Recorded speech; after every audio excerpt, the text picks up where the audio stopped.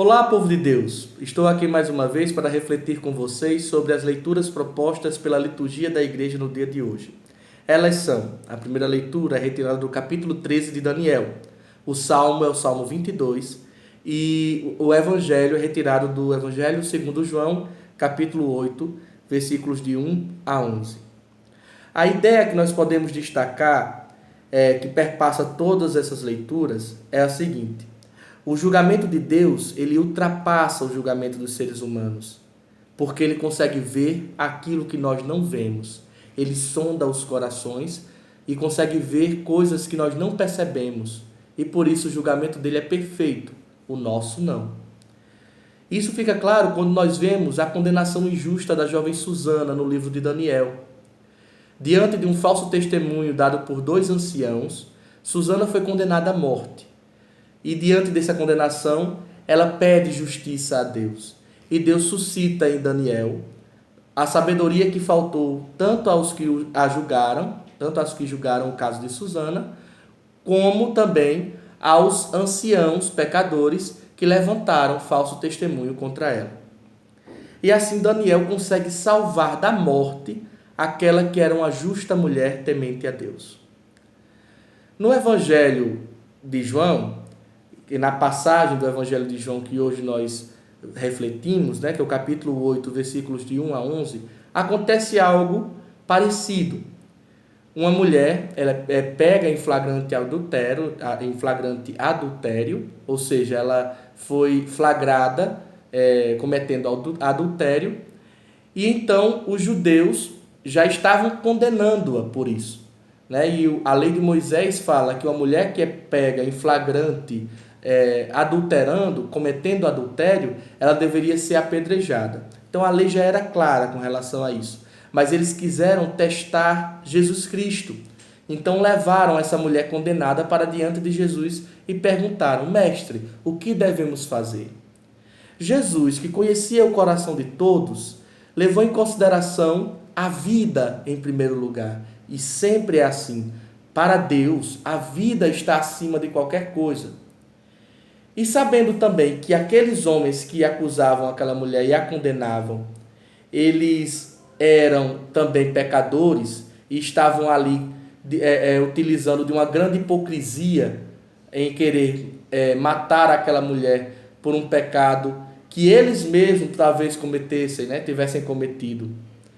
Vendo isso, Jesus Cristo utilizou aquela frase que muitos de nós conhecemos: aquele que não tiver pecado, atire a primeira pedra. E assim Jesus salvou aquela mulher, mostrando, apontando a hipocrisia daqueles que a julgavam. Porque todos os que julgam também têm argumentos, têm material para serem julgados também, porque também eram pecadores. Também eram pecadores. Todos nós que quando emitimos um juízo, também temos que lembrar que nós também podemos ser julgados e vamos ser julgados, porque nós também cometemos erros. Jesus Cristo, o único argumento que ele falou, o único argumento que ele apontou foi esse. Mostrou para eles: olhe, vocês também são pecadores.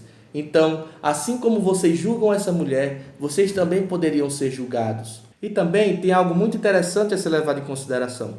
Observem que na passagem de Daniel, a mulher que foi salva era uma justa. Susana era uma pessoa temente a Deus. Mas na passagem do Evangelho de João, a mulher salva era uma mulher que todo mundo conhecia como pecadora. Então observe que Deus ele salva tanto o justo como o pecador. Ele não leva em consideração o pecado, mas ele leva em consideração sim o valor da vida. A vida em primeiro lugar. E nós, então, temos que parar de pensar que Deus é aquele Deus que castiga. O Deus que Jesus nos revela é o Deus misericórdia, é o Deus amor, é o Deus que não leva em consideração as nossas faltas, mas sim ao nosso arrependimento, sim a nossa busca por fazer o bem. Ainda que em meio a essa busca, nós cometamos erros, porque ninguém é perfeito, só Cristo foi perfeito. Então, vamos parar também com essa ideia de dizer que o que acontece hoje em dia, a questão do Covid-19, a questão da pandemia que estamos vivendo, é castigo de Deus. Isso não condiz com o Deus revelado por Jesus Cristo. O Deus que Jesus nos revelou não é aquele Deus que castiga, não é o Deus que condena pelas nossas faltas, de forma alguma. É o Deus misericórdia. Então você, cristão católico, pare de falar que foi Deus que mandou essa peste, essa pandemia, essa doença sobre nós para nos condenar, para nos castigar. Não é verdade. O nosso Deus, ele é o Deus que nos sustenta. O nosso Deus é o Deus que nos ajuda nas tribulações. É aquele Deus que, mesmo diante do nosso pecado, continua nos amando. Então vamos parar de enviar esse tipo de mensagem e até mesmo de criar esse tipo de pensamento na nossa cabeça de que Deus está castigando o mundo. Não é verdade. As doenças, a morte faz parte da existência, faz parte da nossa existência mortal. Não é uma questão de que Deus queira nos castigar. Não. A nossa existência mortal é passível de doenças, é passível de mortes, é passível de acidentes. Não é porque Deus quer que isso aconteça. Tá bom? Então vamos parar com esse pensamento. E agora, confiantes na misericórdia de Deus e confiantes de que Deus é esse bom pastor que o Salmo 22 nos apresenta, vamos pedir a Ele que nos dê forças diante dessa tribulação que estamos vivendo, que nos dê forças diante desse momento de pandemia, desse momento de fragilidade, desse momento de quarentena, isolamento social pelo qual estamos passando. Então rezemos juntos. Pai nosso, que estais nos céus, santificado seja o vosso nome. Venha a nós o vosso reino. Seja feita a vossa vontade, assim na terra como no céu. O pão nosso de cada dia nos dai hoje.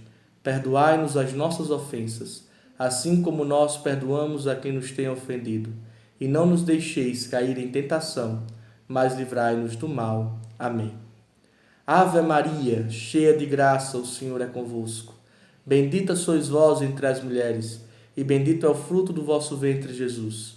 Santa Maria, Mãe de Deus, rogai por nós, pecadores, agora e na hora de nossa morte. Amém. Ó Senhor Jesus, olhai para nós, esse teu povo, olhai para todos nós que estamos aqui nesse momento de aflição.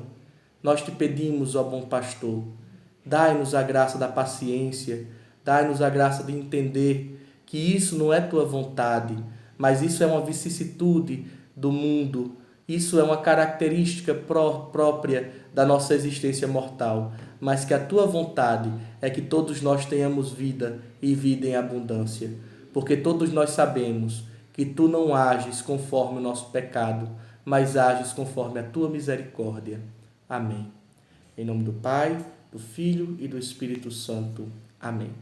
Grande abraço a todos.